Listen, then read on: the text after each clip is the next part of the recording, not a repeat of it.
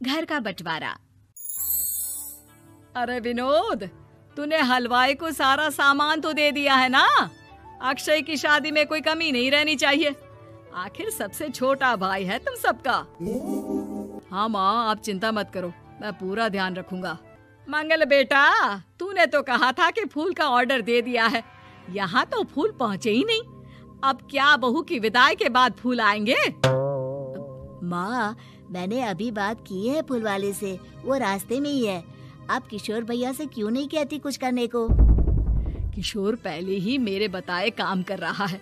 पास के सभी रिश्तेदारों और मोहल्ले वालों को कार्ड वही तो देकर आया था। रिसेप्शन के लिए हॉल भी उसी ने बुक किया था। टेंट कुर्सी वालों को भी तो वही देख रहा है। पर कई मोहल्ले वाले तो हमारे भरे पूरे परिवार से जलते भी हैं। उन्हें बुलाने की क्या जरूरत थी? बेटा, शादी ब्याह में तो बुलाना ही पड़ता है, नहीं तो लोग क्या कहेंगे।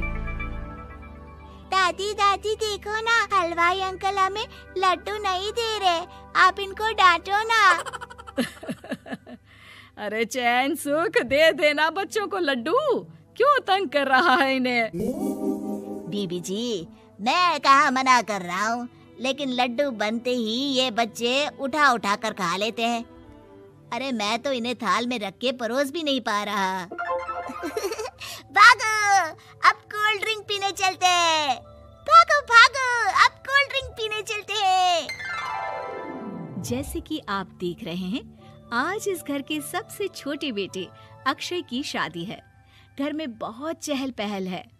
कुलभूषण की बीवी कमला को फुर्सत ही नहीं है कामों से, लेकिन कुलभूषण और घर के बाकी लोग कहाँ हैं? आइए देखते हैं। अजी, आप यहाँ आराम से बैठकर गाने सुन रहे हो और घर में अभी तक इतने काम बचे हैं करने को। अरे भाई, मेरे सबसे छोटे बेटे की शादी है, इसके बाद तो मैं अब चिंता मुक्त हो ही जाऊंगा। और फिर घर में तुम हो, बेटे बहुएं हैं, तुम लोगों के होते हुए मैं क्यों काम करूं? मैं तो शान से बेटे की शादी में जाऊंगा तैयार होकर। अरे ठीक है, अब आप आराम ही कीजिए। एक बार अभिषेक की बीवी आ जाए, फिर मैं भी आराम करूंगी और मेरी चारों बहुएं पूरे घर की जिम्मेदारियां संभाल लेगी। इतना कहकर कमला वापस अपने काम में लग जाती है। बेटा भी, तू अब तक तैयार नहीं हुआ? किससे बात कर रहा है फोन पर? तैयार कैसे हूँ? सैलून जाने से तो आपने मना किया है, क्योंकि मुझे हल्दी लग चुकी है। भाभीयों को देखो, सुबह से पार्लर में है। अक्षय की शादी हो जाती है और नंदिता बहू बनकर घर आ जाती है, लेकिन इस घर की खुशियों को मानो किसी की नजर लग गई थी। नंदिता के आने के बाद आए दिन घर की शांति भंग होती रहती। अपने माँ बाप की इकलौती बेटी को इतने बड़े परिवार की जिम्मेदारियां कहाँ संभालनी थी?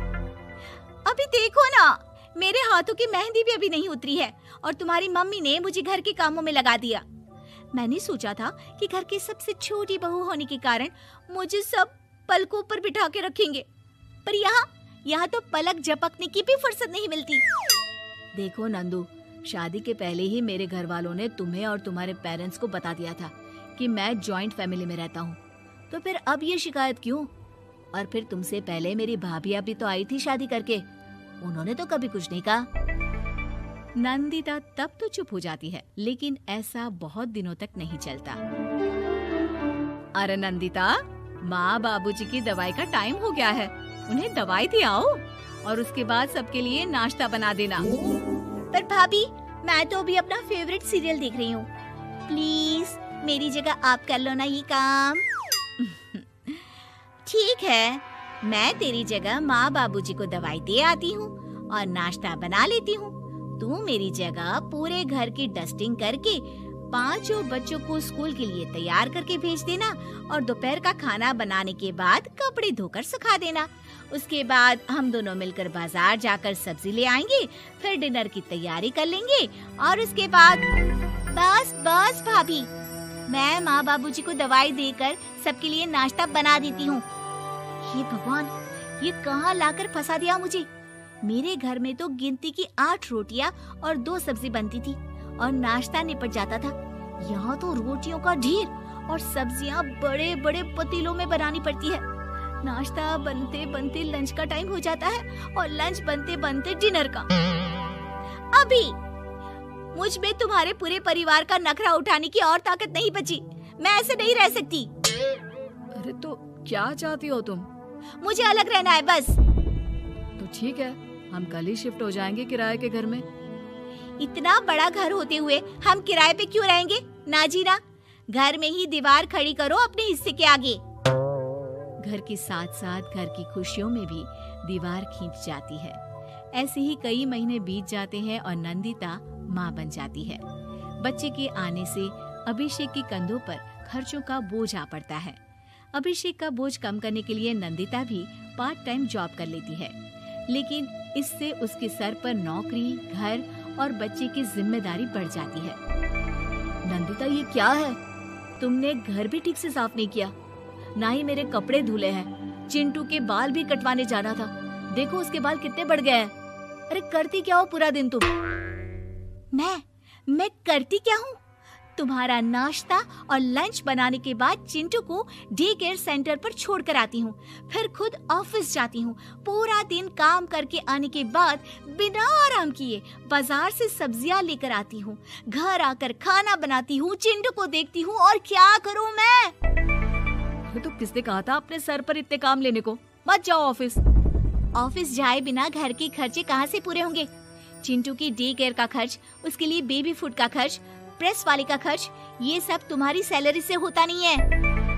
अगर परिवार से अलग नहीं होती तो इतनी मुसीबतें नहीं उठानी पड़ती तुम्हें परिवार के साथ मिलकर काम करने में दिक्कत थी, लेकिन काम तो अब भी बहुत है तुम्हारे सर पर। चिंटू को भी डे केयर भेजने की जरूरत नहीं पड़ती। उसको गोद में खिलाने के लिए दादा दादी और घर के सभी बड़े होते। उसके साथ खेलने के लिए उसके भाई बहन भी होते। मेरे तीनों बड़े भाइयों के बच्चे भी बड़े हुए हैं, लेकिन बिना महंगा बेबी फूड खाए, क्योंकि मेरी माँ और भाभियाँ बहुत अच्छे से जानती है कि बच्चे को क्या खिलाना चाहिए। बिजली के बिल जैसे खर्चे भी सब मिलकर बांट लेते थे, लेकिन तुम्हें तो सबसे अलग रहने में ही मजा आता है, तो अब शिकायत क्यों करती हो? बस करो अभिषेक, बस करो। मैं मानती हूँ कि मैं गलत थी। मेरे एक गलत फैसले ने हमें बिल्कुल अकेला कर दिया है सबसे। एक घर में होते हुए भी हम बाकी परिवार से अजनबियों की तरह रह रहे हैं। अभिषेक और नंदिता की सारी बातें घर के बाकी लोगों को सुनाई दे रही थी। तभी कमला बोल पड़ती है। अरे नंदिता बहू, किसने कहा कि तुम अकेले हो? तुम्हारा इतना भरा पूरा परिवार है ना तुम्हारे साथ। हम तो बस ये चाहते थे कि तुम अपनी गलती समझ जाओ।